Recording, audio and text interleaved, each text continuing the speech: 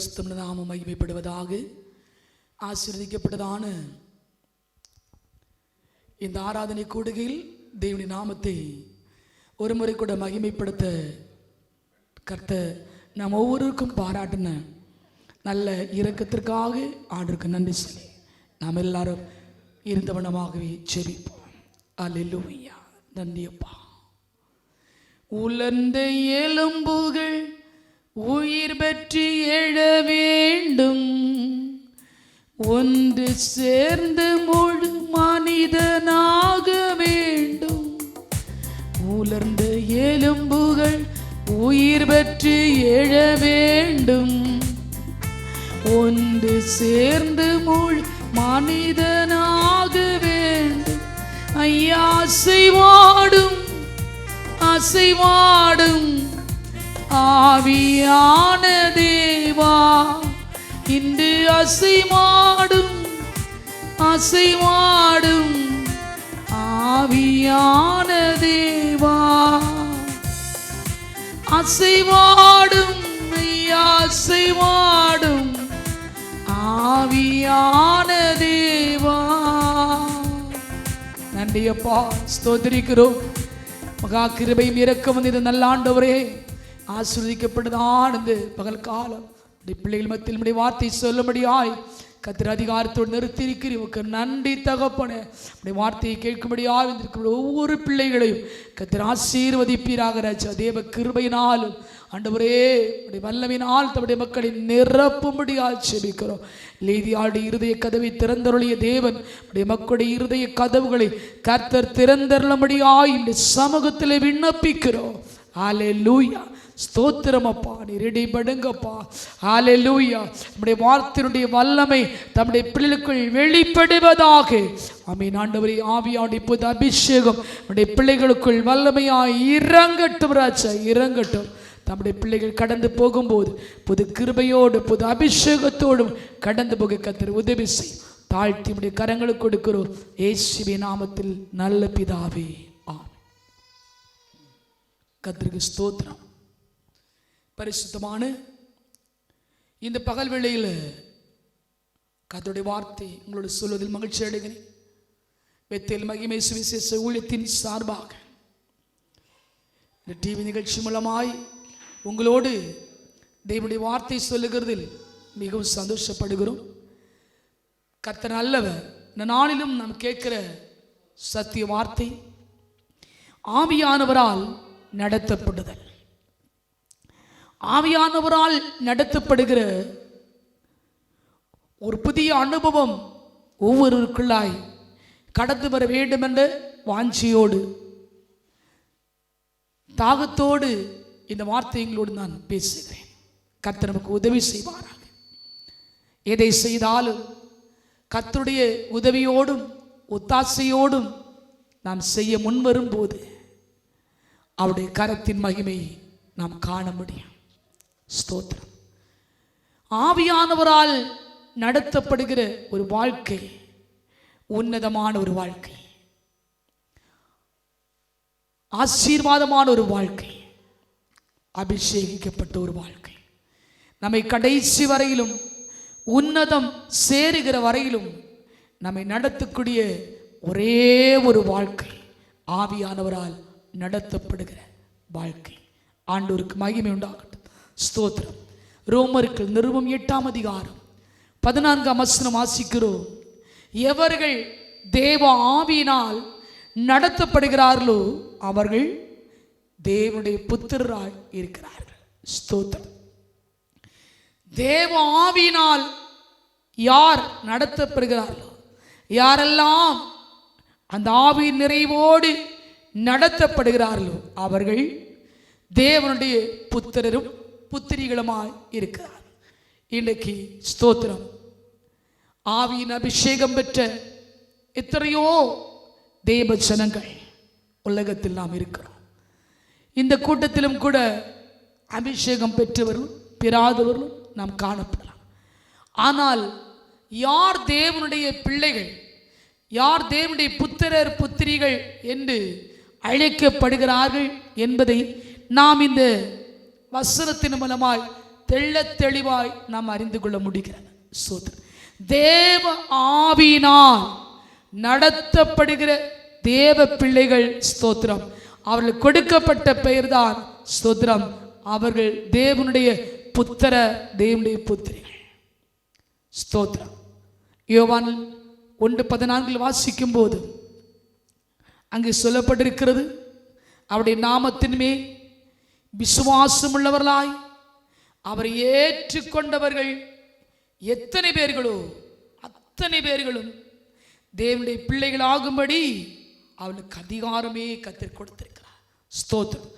தேவனுடைய பிள்ளைகள் என்று சொல்லுகிற அதிகாரம் அவர் நாமத்தில் விசுவாசம் வைக்கும் போது கிடைக்கிறது. இங்கு நாம் பார்க்கிறோம், தேவ ஆவியினால் நடத்தப்படும் போது, ஆமென், ஸ்தோத்திரம், தேவனுடைய புத்திரரும் தேவனுடைய புத்திரிகளுமாய் இருக்கிறார்கள். ஸ்தோத்திரம். அதே ரோமர் 8:9 வாசிக்கிறோம், கிறிஸ்துவின் ஆவி இல்லாதவன் அவருடையவன் அல்ல. அல்லேலூயா. ஸ்தோத்திரம். ஆமென்.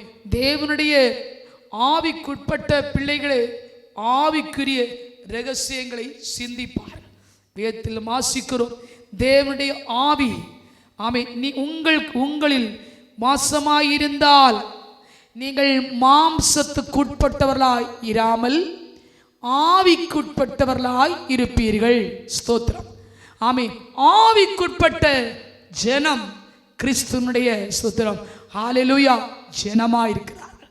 கிறிஸ்துனுடைய ஆவியை பெற்றுக்கொள்ளாதவர்கள் அவருடையவன் அல்ல என்று ரொம்ப துல்லியமாய் இங்கு சொல்லப்பட்டிருக்கும் போது நமக்கு, ஆமென், ஸ்தோத்திரம், இந்த கிறிஸ்துனுடைய ஆவி நமக்கு வேண்டும் என்று சொல்லி கர்த்தர் விரும்புகிறார். ஸ்தோத்திரம். நாமும், ஆமென், விரும்பும் போது நாமும் அதை, ஸ்தோத்திரம், வேண்டும் என்று கேட்கும் போது கர்த்தர் நிச்சயமாய் நமக்கு கொடுப்பார். இந்த கிறிஸ்துனுடைய ஆவி நமக்குள் தங்கி இருக்கும் போது ஆக்கினை தீர்ப்புக்கு நாம் தப்புவிக்கப்படுகிறோம். ரோமர் 8:1 வாசிக்கிறோம், ஆனபடியால் கிறிஸ்து இயேசுவுக்கு உட்பட்டவர்களாய் இருந்து மாம்சத்தின்படி நடவாமல் ஆவியின்படி நடக்கிறவர்களுக்கு ஆக்கினை தீர்ப்பு இல்லை என்று பார்க்கிறோம். ஹல்லேலூயா.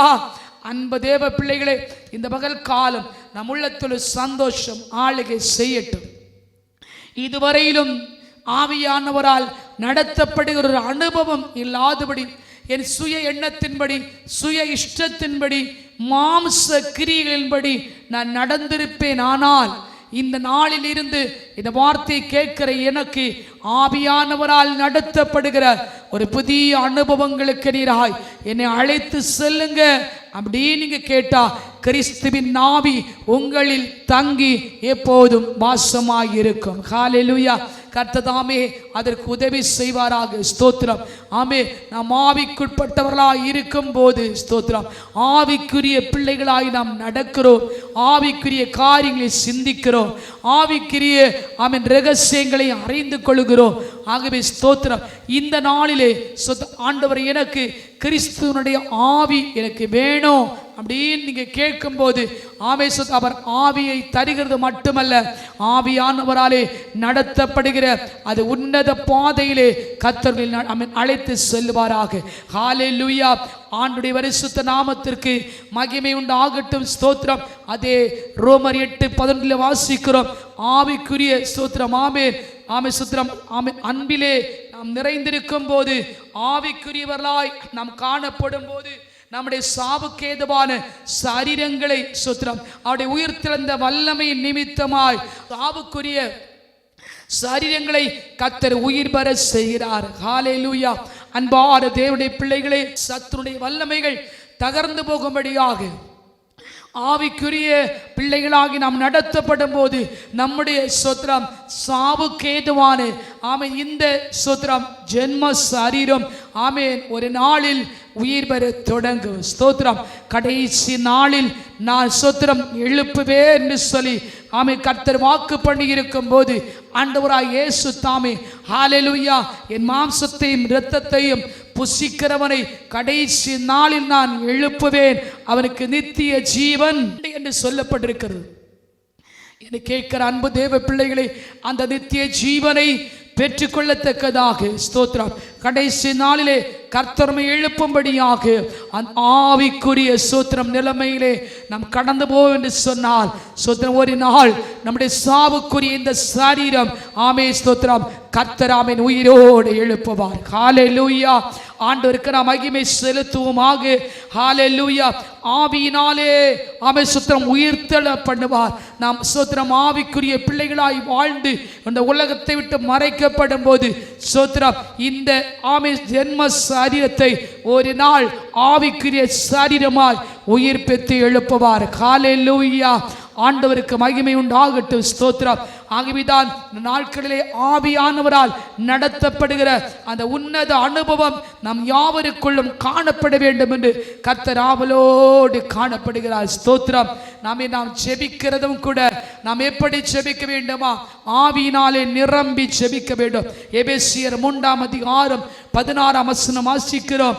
நீங்கள் அவருடைய ஆவியினாலே உள்ளான மனுஷனில் வல்லமையாய் பலப்பட வேண்டும். ஸ்தோத்திரம். பாருங்க, நீங்கள் அவருடைய ஆவியினாலே உள்ளான மனுஷனில் நாளுக்கு நாள் பலப்பட வேண்டும். ஸ்தோத்திரம். அதே எபேசியர் 6:18 வாசிக்கிறோம். எந்த சமயத்திலும் ஆமே எல்லா விதமான வேண்டுதலும் விண்ணப்பத்தோடும் நாம் எப்படி ஜெபிக்க வேண்டும்? ஓ ஹல்லேலூயா. ரீபனா சந்தரபா. ஆவியினாலே நீங்கள் ஜெபம் பண்ண வேண்டும். எத்தனை பேர் இன்னைக்கு ஆவியினாலே ஜெபம் பண்ணுகிறோம்? கிறிஸ்தவர்கள் என்று நம்ம சொல்லிக் கொண்டிருப்பது அல்ல. ஸ்தோத்திரம். ஒரு ஆமென் ஏதோ ஒரு வட்டத்துக்குள் நாம் இருந்து கடந்து போவது அல்ல. பாரம்பரியமான ஒரு ஆமென் ஸ்தோத்திரம் கிறிஸ்தவர்களாய் வாழ்ந்து இந்த உலகத்தை விட்டு நாம் மறைக்கப்படுவதற்கு அல்ல. வேதம் சொல்லுகிறது, எந்த சமயத்திலும் ஹல்லேலூயா எந்த சூழ்நிலையா இருந்தாலும் ஆமென் நீங்கள் ஆமென் ஸ்தோத்திரம் நீங்கள் ஆவியோடும் ஆமென் ஸ்தோத்திரம் ஆமென் ஆவியிலே நீங்கள் ஜெபிக்கும் என்பதால் உங்கள் வேண்டுதலையும் விண்ணப்பத்தையும் ஆண்டவருக்கு தெரியப்படுத்தி நீங்கள் ஜெபிக்க வேண்டிய விதம் ஆவியினாலே ரீபனரா சந்தராதுடபா கர்த்தர் தந்த ஆவி ஆமென் உங்களுக்குள் அடங்கி இருப்பதற்கல்ல. ஆவியானவரோடு கூட உறவாடி நீங்கள் ஜெபிக்க தொடங்கும் போது ஆவியானுடைய அபிஷேகம் உங்களுக்குள் இறங்கும். நீங்கள் உள்ளான மனுஷனுக்குள் நாளுக்கு நாள் பலப்படுவீர்கள். அந்த கிருபையை கர்த்தர் இந்த பகல் காலத்திலே அவர் உங்களுக்குள் கட்டளையிடுகிறபடினால் கர்த்தருக்கு நீங்கள் நன்றி சொல்லுங்க. ஹல்லேலூயா. நீங்கள் அவருடைய ஆவியினாலே உள்ளான மனுஷனில் ஆமென் ஸ்தோத்திரம் வல்லமையாய் நீங்கள் பலப்பட வேண்டும். ஆமென். இந்த கடைசி நாட்களில் ஆமென் ஸ்தோத்திரம் நாம் ஆமென் கடந்து வருகிற எல்லா விதமான ஸ்தோத்திரம் ஆமென் சூழ்நிலைகளுக்கு நாம் தப்பி நிற்க வேண்டும் என்று சொன்னார். ஆமென் ஆவியினாலே உள்ளான மனுஷனில் ஆமென் ஒரு நாள் அல்ல நாளுக்கு நாள் நாம் பலப்படும் போது ஆவியானவராலே நடத்தப்படுவோம். Price God. ஹல்லேலூயா. கர்த்தர் ஒருவருக்கு நன்றி சொல்லி ஆமென் இந்த தேவ மகிமை நமக்குள் வெளிப்படும்படியாக ஸ்தோத்திரம். ஆண்டவரே இந்த வேளையிலே நம்முடைய வல்லமை எங்களுக்கு தருவீராக. அப்பா ஸ்தோத்திரம். கிறிஸ்துவினுடைய ஆவி எங்களில் தங்கி இருக்கட்டும். கிறிஸ்துவினுடைய ஆவி எங்களுக்குள் ஆமென் வல்லமையாய் கிரியை செய்யட்டும். கேளுங்க. இந்த பகல் காலம் தேவ வார்த்தை கேட்கிற நீங்கள் கேட்கும் போது ஸ்தோத்திரம் ஆமென் கர்த்தர் உங்களுக்கு மெய்யாகவே கொடுப்பார். ரீபனரா சந்தராதுடபா. இயேசு கிறிஸ்துவின் நாமத்திற்கு மகிமை உண்டாகும்படியாக கர்த்தர் உங்களை ஒரு வித்தியாசமான பாதையில் கர்த்தர் உங்களை கொண்டு செல்ல போகிறார். ஆவியானவராலே நீங்கள் நடத்தப்படும் போது ஒரு உண்மையான ஒரு தேவ அபிஷேகம் உங்களுக்குள் ஆமென் ஸ்தோத்திரம் இறங்க ஆரம்பிக்கும். இந்த பகல் காலம் தெய்வகரத்தில் கொடுங்க. 2 ராஜாக்களுடைய புத்தகம் ஆமென் 2ஆம் அதிகாரம் அவருடைய 9வது வசனத்தில் வாசிக்கும் போது ஸ்தோத்திரம் அங்கே அருமையாய் பாருங்க.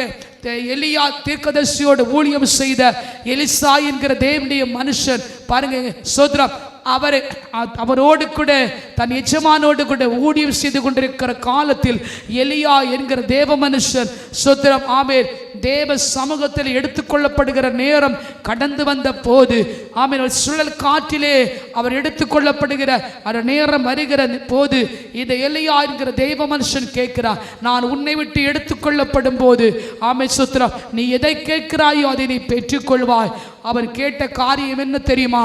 வேற எதையும் கேட்கல. ஸ்தோத்திரம் ஆமென் ஹalleluya ஆவியின் வரத்தை எனக்கு இரட்டிப்பாய் கொடுக்க வேண்டும். ஹalleluya ஸ்தோத்திரம். இந்த உலகத்தில் வருகிற எதிர்ப்புகள், போராட்டங்கள், பலகீனங்கள், ஸ்தோத்திரம், சாத்தானுடைய தந்திரங்கள், உலகம், மாமிசம், பிசாசை ஜெயித்து தாண்டி போக வேண்டும் என்று சொன்னால் நமக்கு ஆமென் இருக்க வேண்டிய ஸ்தோத்திரம் பெலன் என்ன?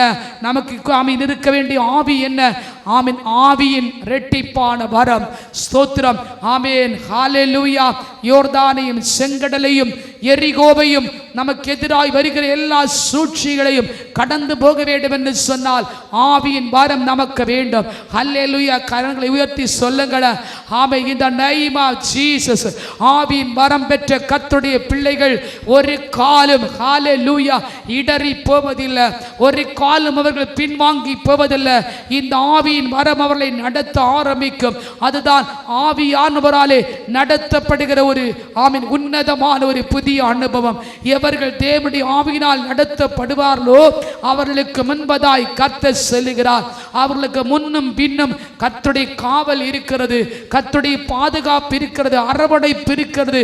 கோட்டையும் மதிலுமா இருக்கிறார், அக்கினி ரதமும் அக்கினி குதிரையுமா இருக்கிறார். ஸ்தோத்திரம். இந்த எலியா ஆமெசத் என்கிற தீர்க்கதரிசி தன்னை விட்டு எடுபட்டு போகிற நேரத்தில் எலிசா கேட்கிறார், ஆவியின் ஆமென் வரம் இரட்டிப்பார். அவன் மேலிருந்த சால்வை கீழே விழுந்தது. அதை எடுத்து பத்திரமாய் வைத்துக் கொண்டார். இந்த சால்வை ஆமென் ஸ்தோத்திரம் வரம் நிறைந்த ஒரு சால்வையாய் காணப்பட்டது. இதை கேட்கிற தேவ பிள்ளையே, உங்களுக்குள் கிறிஸ்துவின் ஆவி வேணும் என்று கேளுங்க. நிச்சயமாக கர்த்தர்களை நடத்துவார். ஆமென் ஸ்தோத்திரம். தேவனுடைய வரத்தை இரட்டிப்பாய் பெற்றுக்கொண்ட எலிசா மூலமாய் அநேக அற்புதங்கள் நடக்க காரணம் என்ன தெரியுமா? இந்த ஆவியின் வரம், இந்த ஆவியானவரை நடத்துதல், ஆவியாவுடைய வல்லமை, ஆவியாவுடைய அபிஷேகம் இவருக்குள் காணப்பட்டபடினால் ஆமென் ஸ்தோத்திரம். எலியாவை கொண்டு செய்ததை பார்க்கிலும் எலிசா தீர்க்கதரிசியை கொண்டு அநேக அதிசயங்களையும் அற்புதங்களையும் ஆண்டவர் செய்திருக்கிறார் என்பதை நாம் பார்க்க முடிகிறது. அன்பான தேவனுடைய பிள்ளைகளே, மறுபடியும் நம்ம ஒரு காரியத்தை பார்க்கும்போது எசேக்கியேல் 37 ஸ்தோத்திரம் வாசிக்கிறோம் அல்லவா? ஆமென். நீங்க எசேக்கியேல் தீர்க்கதரிசியோடு ஆமென் கர்த்தர் சொல்லுகிற வார்த்தையை பார்க்கும்போது, கர்த்தருடைய கை என்மேல் அமர்ந்து கர்த்தரினை ஆவிக்குள்ளாக்கி வெளியே கொண்டு போய் எலும்புகள் நிறைந்த ஒரு பள்ளத்தாக்கு நடுவில் நிறுத்தி கொண்டு ஸ்தோத்திரம் சில காரியங்களை ஸ்தோத்திரம் அவருக்கு வெளிப்படுத்தி கொடுக்கிறார். ஸ்தோத்திரம். எலும்புகள் நிறைந்த பள்ளத்தாக்கின் நடுவிலே நிற்கும் போது பயம் இருக்கலாம், ஸ்தோத்திரம் திகில் இருக்கலாம். ஆனால் ஸ்தோத்திரம் இங்கே எசேக்கியா ஸ்தோத்திரம் எசேக்கியா ராஜாவுக்கு ஸ்தோத்திரம் பயம் இல்லை. கர்த்தருடைய கை அவர் மேல் அமர்ந்த உடனே ஆவிக்குள்ளாய் மாற்றப்படுகிறார். சந்தோஷமா சொல்லுங்களேன். கர்த்தருடைய கரம் ஹல்லேலூயா யார் மேல் அமர்கிறதோ அவர்கள் ஆவிக்குள்ளாய் மாற்றப்படுகிறார்கள், ஆவியின் நிறைவினால் அலங்கரிக்கப்படுகிறார்கள். ஆவிதான் பாடல் படிக்கும் போது ஸ்தோத்திரம் பாடுகிறாங்க. ஸ்தோத்திரம். ஆமென். ஆவியின் வரங்களினால் என்னையும் அலங்கரியுமே என்று சொல்லி பாடுகிறதை கேட்கிறோம். இங்க பார்க்கும்போது கரம் அமர்ந்த மாத்திரத்தில் அவருடைய கை ஆமென் ஸ்தோத்திரம் எசேக்கியாவின் மேல் அமர்ந்த உடனே கர்த்தர் ஆவிக்குள்ளாய் மாற்றி வெளியே கொண்டு போகிறார். ஆவியானவரே நடத்தப்படுகிறதான ஆமென் ஸ்தோத்திரம் பாதையை நாம் பார்க்கும்போது ஆமென் ஸ்தோத்திரம் ஹல்லேலூயா செத்து போன ஜீவிதங்கள் உயிர் பெற்று எழும்புகிறது. ஆமென் ஸ்தோத்திரம். உலர்ந்த எலும்புகளுக்கு ஒரு உயிர் கடந்து வருகிறதை நாம் காண முடிகிறது. அவர் ஸ்தோத்திரம் ஆமென் சொல்லுகிறதை பாருங்க. அவைகளை சுற்றி அந்த பள்ளத்தாக்கை சுற்றி ஆமென் அவரை நடக்க பண்ணி இதோ பள்ளத்தாக்கின் வெட்டாந்தரையிலே வெட்ட வெளியில் அந்த எலும்புகள் மகா திரளாய் கிடக்கிறதை அவர் காண்கிறார். அவைகள் ஸ்தோத்திரம் மிகவும் உலர்ந்த எலும்பாயிருந்தது. சந்தோஷமாய் ஒரு அல்லேலூயா சொல்லுங்களேன். எந்த பள்ளத்தாக்கில் நடக்க பண்ணுகிறாரா? உலர்ந்து போன மிகவும் உலர்ந்து போயிருக்கிற அந்த பள்ளத்தாக்கிலே இந்த எசேக்கியா ஆமென் ஸ்தோத்திர ராஜாவை ஆமென் கடந்து போக பண்ணுகிறார். அந்த உலர்ந்து போன பள்ளத்தாக்கிலே அவர் நடந்து போகும்போது கர்த்தருடைய வார்த்தை கடந்து வருகிறது. ஸ்தோத்திரம். இந்த எலும்புகள் உயிரடையுமா என்று கர்த்தர் அவரை நோக்கி கேட்கிறார். அவர் சொல்லுகிறார், யார் யாருக்கு தெரியும்? ஆண்டவரே, அதை சுத்திரம் கர்த்தராகி ஆண்டவரே நீர்தான் அதை அறிவீர் என்று சொல்லுகிறார். அப்பொழுதுதான் அந்த எலும்புகளை பார்த்து தீர்க்க தரிசனம் உரைக்கும்படியாய் ஆமே சுத்திரம் கர்த்தர் சொல்லுகிறார். ஹல்லேலூயா. அப்பொழுது அவர் சோத்திரம் எலும்பு, நீ இந்த எலும்புகளை பார்த்து தீர்க்க தரிசனம் உரைத்து அவைகளுக்கு சொல்ல வேண்டியது என்னவென்றால், உலர்ந்து போன எலும்புகளே கர்த்தருடைய வார்த்தையை கேளுங்கள். அல்லேலூயா. முதலாவது எலும்புகளுக்கு தீர்க்க தரிசனம் உரைக்கப்படுகிறது. உலர்ந்து போய், மிகவும் உலர்ந்து போய் கிடக்கிற, பட்டு கிடக்கிற, ஆமே சோத்திரம் செத்து கிடக்கிற அந்த எலும்புகளுக்கு ஒரு தீர்க்க தரிசனம் உரைக்கப்படுகிறது. அன்பு தேவனுடைய பிள்ளைகளே, எலும்புகள் உயிரடையுமா? எலும்புகளுக்குள் உயிர்மீட்சி வருமா? எலும்புகளுக்குள் ஜீவன் வருமா என்று சொல்லி நானும் நீங்களும் கேட்கலாம். ஆனால் கர்த்தர் தீர்க்கதரிசனம் உரைக்க சொன்ன போது ஆமே சோத்திரம் ஆமேன், எலும்புகளை நோக்கி தீர்க்கதரிசனம் உரைக்க சொன்ன போது அந்த எலும்புகளுக்கு சொன்ன வார்த்தை என்ன தெரியுமா? உலர்ந்த எலும்புகளே கர்த்தருடைய வார்த்தையை கேளுங்கள். அல்லேலூயா. கர்த்தராகி ஆண்டவர் ஆமை இந்த எலும்புகளை நோக்கி, இதோ நான் உங்களுக்குள் ஆவியை பிரவேசிக்க பண்ணுகிறேன். அல்லேலூயா. பாருங்க, ஸ்தோத்திரம். எலும்புகளுக்குள்ளாய் ஆவி பிரவேசிக்க பண்ணும்படியாய் கர்த்தருடைய வார்த்தை உண்டானது. சந்தோஷமா அல்லேலூயா சொல்லுங்க.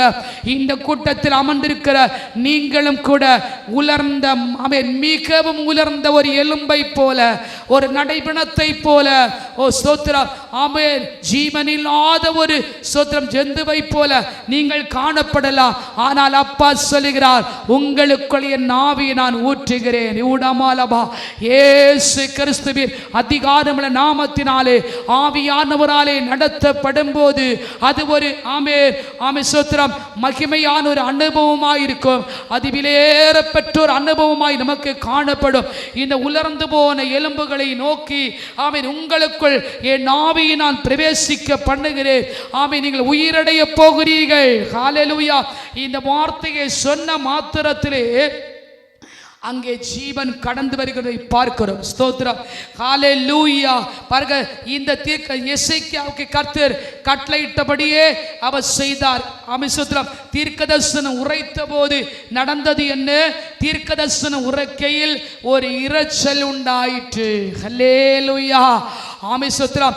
எலும்புகளுக்குள்ளாய் அவர் தம்முடைய ஆவியை ஆமென் ஸ்தோத்திரம் அனுப்பும் போது பாருங்க, ஸ்தோத்திரம், அங்கே ஒரு இரைச்சல் உண்டாகிறது.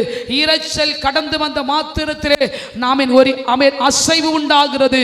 அசைவுண்டான மாத்திரத்திலே எலும்புகள் ஆமென் ஸ்தோத்திரம் தந்தன் எலும்போடே சேர்ந்து கொண்டது.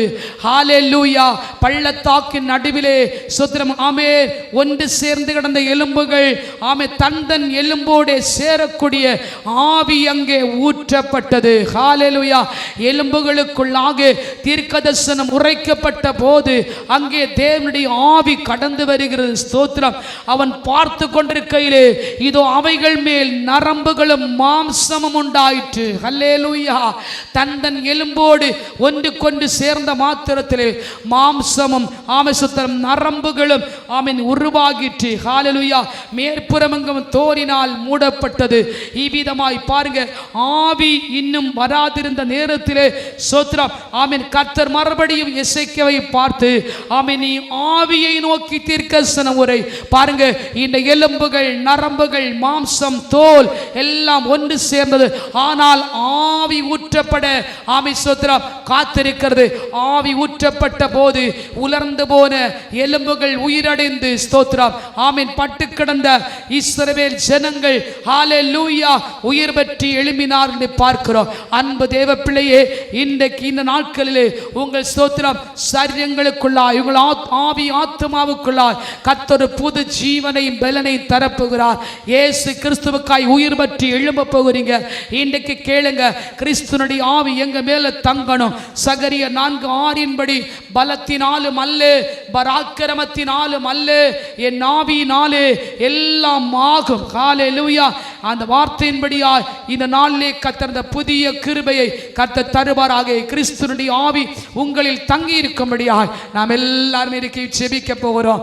ஆமே ஸ்தோத்திரம். நாம் தேவ பலத்தோடு தேவ வல்லமையோடு சாதாரண ஏதோ கடமைக்கென்று ஜெபிக்க வேண்டாம். ஆமே ஸ்தோத்திரம். கிறிஸ்துவினுடைய ஆவி எங்க மேல தங்கி இருக்கணும். ஹல்லேலூயா. ரீபனாதி ரமிட்டாலபா. ஆமே கர்த்தருடைய ஆவி உங்களுக்குள் தங்கி இருக்கும் போது நீங்கள் கிறிஸ்துவினுடைய ஆலயமாக இருப்பீர்கள். ஆமென். கிறிஸ்து தங்கி தாபரிக்கிற ஒரு வாசஸ்தலமாக இருப்பீர்கள். ஆமென். உங்கள் உள்ளம் கிறிஸ்துவினுடைய சந்தோஷத்தால் நிரம்பி இருக்கும். ரீபனாதிர சந்தரபா. ஹல்லேலூயா. ஜீவநதியே எந்த உள்ளத்தில் பாய்ந்து செல்லட்டுமே.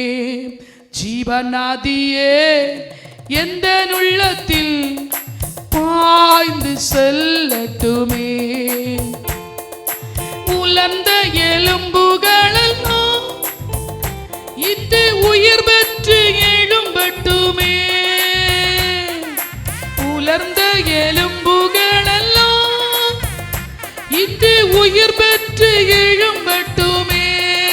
ஜீவநதியே எந்த உள்ளத்தில் பாய்ந்து செல்லட்டுமே. ஜீவநதியே எந்த உள்ளத்தில் பாய்ந்து செல்லட்டுமே. ஆவியின் வரங்களினோ என்னை அபிஷேகம் செய்திடுமே. ஆவின் வரங்களினோ என்னை அபிஷேகம் செய்திடுமே. ஜீவநதியே எந்த உள்ளத்தில் பாய்ந்து செல்லட்டுமே. ஜீவநதியே எந்த உள்ளத்தில் பாய்ந்து செல்லட்டுமே. ஹல்லேலூயா. பலவீன பகுதியெல்லாம் பலமுள்ளதாய் மாறட்டும்.